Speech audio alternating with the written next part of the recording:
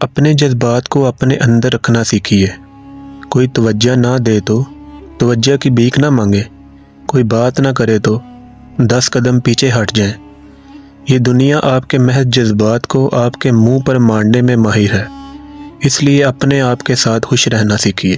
ماہر نفسیات کہتی ہے کہ اگر کوئی اہمیت دینا چھوڑ دے تو آپ شکایت کرنا چھوڑ دیں، خاموشی اختیار کر لیں۔ یاد رہے، ہر وقت دستیاب رہنا، پیچھے پڑے رہنا، ہر وقت کی شکایتیں آپ کی اہمیت کو گھٹاتی ہیں۔ بھیک میں حیرات ملتی ہے، مقام، مرتبہ اور عزت نہیں۔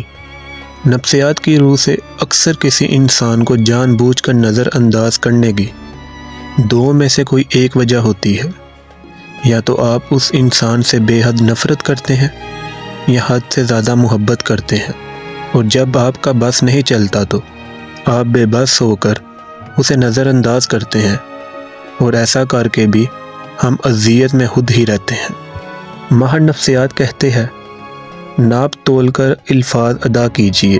کبھی یہ نہ کہیں کہ میں کامیاب نہیں ہوں گا، میری زندگی فضول ہے، میں کچھ نہیں کر سکتا۔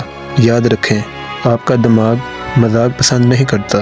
جو کچھ آپ کہتے یا سوچتے ہیں، آپ کا دماغ اسی بیان پر اپنی کارروائی شروع کر دیتا ہے۔ زندگی میں کوئی شخص ایسا ہونا چاہیے جس پر آپ اعتبار کر سکیں، جب آپ لڑکھڑائیں تو سہارا دے سکے، گریں تو اٹھا سکے، اور جب آپ ہمت ہار رہے ہوں تو آپ کی ہمت بڑھائے۔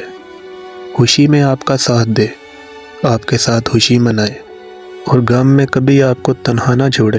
اگر بدقسمتی سے آپ کو کوئی ایسا شخص میسر نہیں تو آپ کسی کے لیے ایسا شخص بن جائیں، شاید آپ کے نصیب میں کسی کا مسیحا بننا لکھا ہو۔